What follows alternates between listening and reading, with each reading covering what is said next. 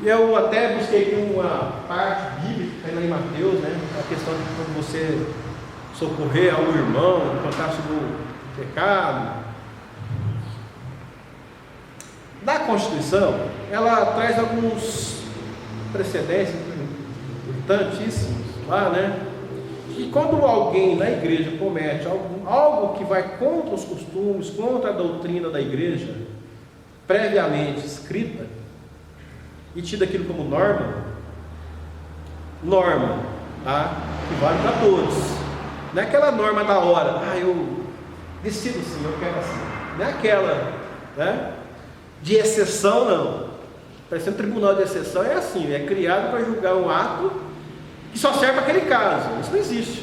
Vai começar no Brasil, tribunal de exceção. Vale para todos. Para todos. Uma norma geral. Existe que os procedimentos para a exclusão de membros da igreja estão contidos na Bíblia Sagrada, como relatado em Mateus 18, 15 até 17. Fala sobre a disciplina, como disciplinar o irmão. Mas a disciplina, quando ela ganha uma certa esfera jurídica, né, a metodologia que necessita ser seguida pela organização religiosa, aqui nós estamos falando no dia agora de instituição religiosa, né, estabelecendo a necessidade de cumprir-se 4 fases para efetivar a exclusão de um fiel. Então, para quem é pastor, para quem é líder, cuidado quando você vai excluir uma pessoa da organização religiosa, porque a norma ela tem que estar escrita, que vale para todos, inclusive para o próprio pastor. Também o pastor tem que se submeter à mesma norma da igreja. Não existe uma norma para os membros e uma norma para o pastor. É igual, na mesma norma, tá?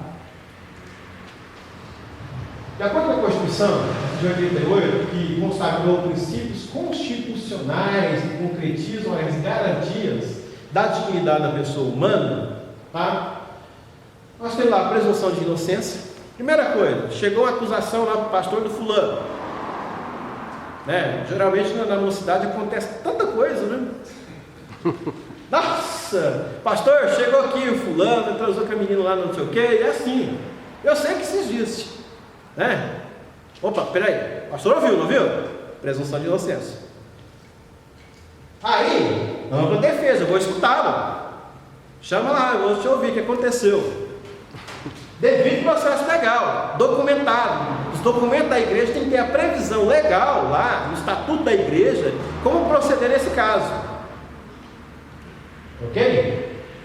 O contraditório. Não, peraí, ele falou isso, mas como é que foi? Contraditório. Ok?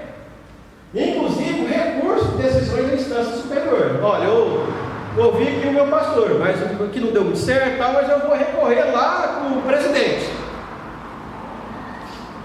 Ok?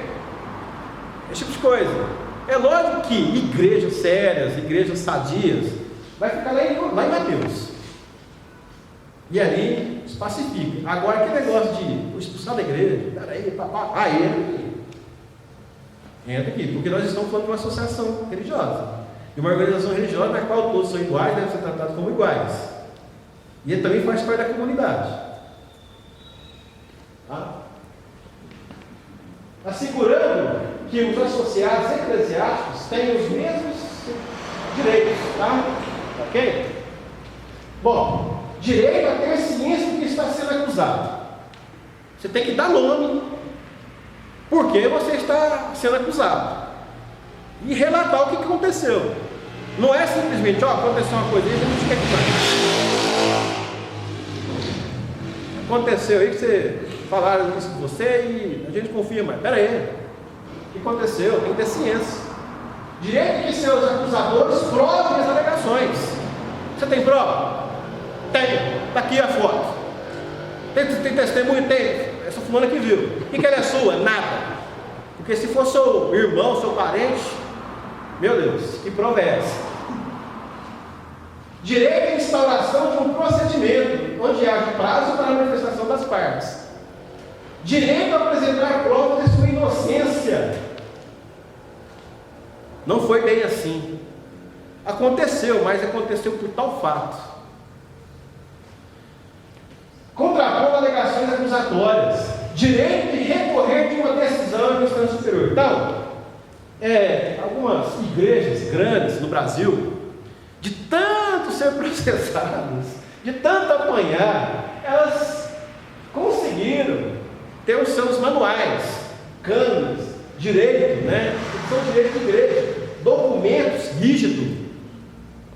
Ela é rígida, não é mudar de qualquer forma, não é mudar por livre convencimento, por livre decisão de alguém. É rígido.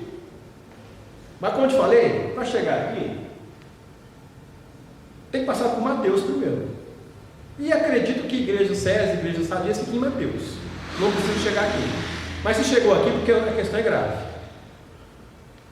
Tá? Direito canônico lá da Igreja Católica, manual presbiteriano, que é a Constituição Presbiteriana, cânones da Igreja Metodista, tá? São documentos rígidos. Eu coloquei isso aqui, mas são várias igrejas que têm documentos rígidos.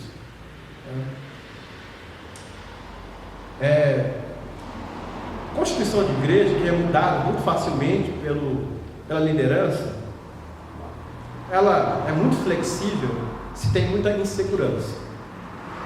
Tá? Porque para mudar um documento como esse aqui, precisa de um colegiado. Okay? Colegiado, um grande número de pessoas envolvidas, não só pessoas da liderança, como clero, como pastores, evangelistas, diáconos, mas como gente do povo, da igreja, ok? Serem ouvidas. Quem são, então, esses evangélicos que eu fiz questão de mostrar aqui, que está crescendo, que por causa deles houve grandes mudanças na nossa história político-constitucional, por causa dos evangélicos, tá?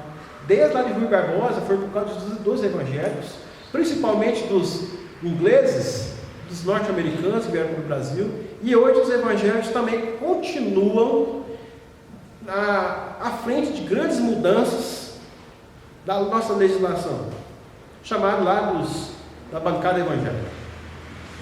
Essa bancada evangélica, ela pode ser boa, pode não ser tão boas assim, depende. E quando se fala assim, nós precisamos eleger um presidente evangélico, eu pergunto, para quê? Para trocar a religião?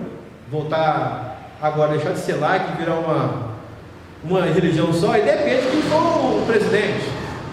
Se ele for um presidente batista, será que a ideia seria transformar o Brasil em uma igreja batista? Não sei. Se for metodista, então isso tem que ser muito bem entendido, porque por que se quer ter um presidente evangélico? Por quê? Não foi muito debatido? Tem sido muito debatido isso, né? Então, há um grande número de igrejas chamadas de evangélicos no Brasil. Um grande número, que está crescendo. Nós temos a maior lá, a Assembleia de Deus, a maior igreja brasileira, a maior, um grande número de eleitores. Então, por isso que alguns querem ter o seu próprio presidente. Outras tantas não se preocupam quem será o presidente. Se preocupa se é uma pessoa honesta, idônea, capacitada para conduzir um país como o nosso. Então, as igrejas elas precisam ser preparadas com a legislação do nosso país, estar atento com as mudanças que têm acontecido, e que quando tiver aquela vontade de votar no cidadão na qual eu confio, não por causa da religião dele, mas sim porque ele vai ser um agente transformador para a sociedade. Ok? Então, eu gostaria de encerrar com essa, finalizando aqui, com vocês, vocês podem ver o gráfico das igrejas, das maiores igrejas brasileiras, tá? Dentre elas aqui as igrejas históricas, são as menores números, as pentecostais estão no topo, tá? E cresceram muito, a partir de 1910 no Brasil, cresceram demais. Há o maior número de políticos. As últimas eleições, a primeira igreja lá em cima, Assembleia de Deus, elegeram deputados,